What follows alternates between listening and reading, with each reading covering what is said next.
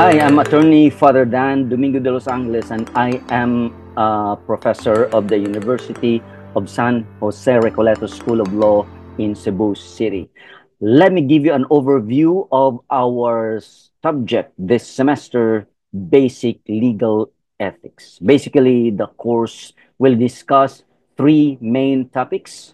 Number one, basic legal ethics. Number two, judicial ethics. And number three, practical exercises. Let's begin with basic legal ethics by exploring what are the sources of basic legal ethics. The sources are, of course, the Constitution. Second, jurisprudence. Third, canons. And we include in there the American Bar Association codes and rules. We have the treatises. I'm referring to some books that some authors that the Supreme Court will quote now and then in their ratio decidendi. Then we have the rules of court and, of course, the lawyer's oath. We have other sources like the MCLE, mandatory continuing legal education for lawyers. That's also a good source of legal ethics. And we have some issuances by the court and some other sources. But these 1, 2, 3, 4, 5, 6 are the basic sources of legal ethics. The Constitution is littered with the provisions related to legal ethics. We have, for example, Article 6, Section 14, and kindly look it up in your hard copies. We have Article 7, Section 13, Article 8, Section 5, Paragraph 5, Article 9-A, and Article 11, Section 8. Do you know what are the provisions under these articles of the Constitution? Check it out. It may come out in the quiz. Jurisprudence, decisions of the Supreme Court, of course, canons and ABA codes and rules. We have there canons of professional ethics and the ABA model code of professional responsibilities. We have a new code of professional responsibility and accountability for lawyers, and the old one, CPR, replaced by the CPR 8, but the predecessor of the CPR is still supplementary. So now and then, the Supreme Court will quote provisions from the predecessor of CPR, canons of professional ethics.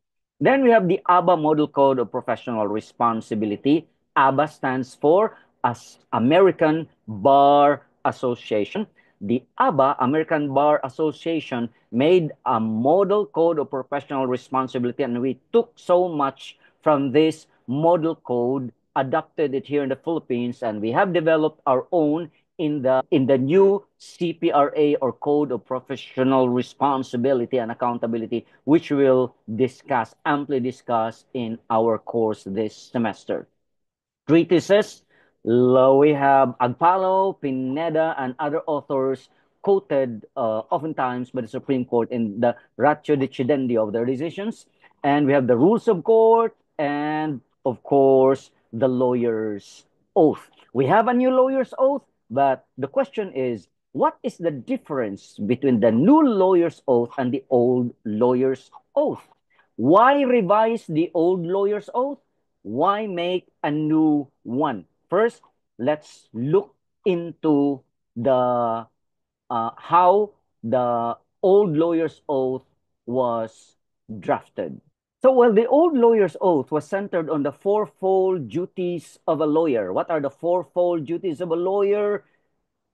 Keep this in mind. The fourfold duties of a lawyer. First, duty to the courts.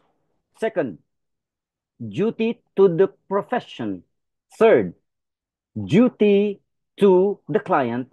And fourth, duty to the public. So, the old lawyer's oath was structured upon these fourfold duties of a lawyer. But if you notice, the old lawyer's oath never mentioned the word justice. The new lawyer's oath mentions justice 3 times. I have also converted this into a song, but I cannot publish it yet because I have asked permission from the Supreme Court, and the Supreme Court has already sent me a notice that they have noted my petition, and I'm just waiting for their decision. So, for purposes of discussion, let me just present to you the text as drafted by the Supreme Court. So we have it there. I, and then you state your name, do solemnly swear that I accept the honor, privilege, duty, and responsibility of practicing law in the Philippines as an officer of the court in the interest of our people. You accept the honor, privilege, duty, and responsibility of practicing law. If you notice these four, honor, privilege, duty, and responsibility, the second echoes the first. Look at what's the second word? Privilege. Privilege echoes honor. And the fourth word, responsibility. Responsibility echoes duty. It's an artistic way of putting emphasis on the honor and the duty. So, in practice of law is both an honor and a duty. In other words, practice of law is both privilege and responsibility practicing law in the Philippines. As an officer of the court, in the interest of our people, notice that the new lawyer's oath expands our identity as officers of the court. It expands it by putting in there the words practicing law in the Philippines. And this brings us back to the case of Cayetano versus Monsod, where the Supreme Court had the occasion to tell everyone that practice of law is not just appearing in court. Because when you simply say officer of the court, the uh, immediate image that comes to mind is a lawyer appearing in court because he is an officer of the court. But according to the decision in the Cayetano versus Monsod, practice of law is not limited to appearing in court or advising and assisting in the conduct of litigation. It embraces preparation of pleadings, other papers incident to actions and special proceedings, and it includes many other things other than appearing in court. The second is, I declare fealty to the Constitution of the Republic of the Philippines. The first sentence, you declare fealty to the Constitution of the Philippines. The second sentence expands the first sentence because it tells us what happens when you declare fealty to the Constitution of the Republic of the Philippines. When you declare fealty to the Constitution of the Philippines, in doing so, you work towards promoting the rule of law and a regime of truth, justice, freedom, love, equality, and peace. See, these are found in the preamble of the Constitution. We, the sovereign Filipino people, imploring the aid of Almighty God in order to build a just and humane society and establish a government that shall embody our ideals and aspirations, promote the common good, conserve and develop our patrimony, and secure to ourselves and our posterity the blessings of independence and democracy under the rule of law and a regime of truth, justice, freedom, love, equality, and peace. So when you declare fealty to the Constitution of the Philippines, it means that you will promote the rule of law, the regime of truth, justice, freedom, love, equality, and peace. These are enshrined in the very preamble of the 1987 Constitution. But what kind of justice?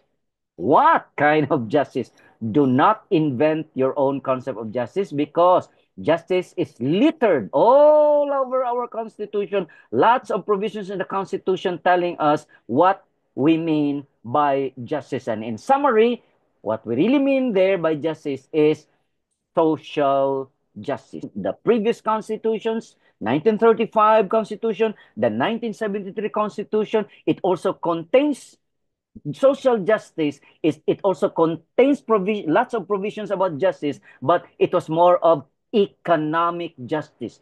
The 1987 Constitution has expanded it into social justice that embraces all areas where discrimination may happen: financial, cultural, social, even political. Look at that. Let's explore. Justice according to 1987 Constitution, in Article 16, Section 1, the Congress shall give highest priority to enactment of measures that protect and enhance the right of all people to human dignity, reduce social, economic, and political inequalities, and remove cultural iniquities by equitably diffusing wealth and political power for the common good. Now, what are the other provisions of the Constitution? We have it in Article 2, Section 2. Look at the footnotes there in your screen. And we have the preferential option for the poor and the marginalized is articulated in provisions that recognize the rights of indigenous people. We have it in Article 2, Section 2.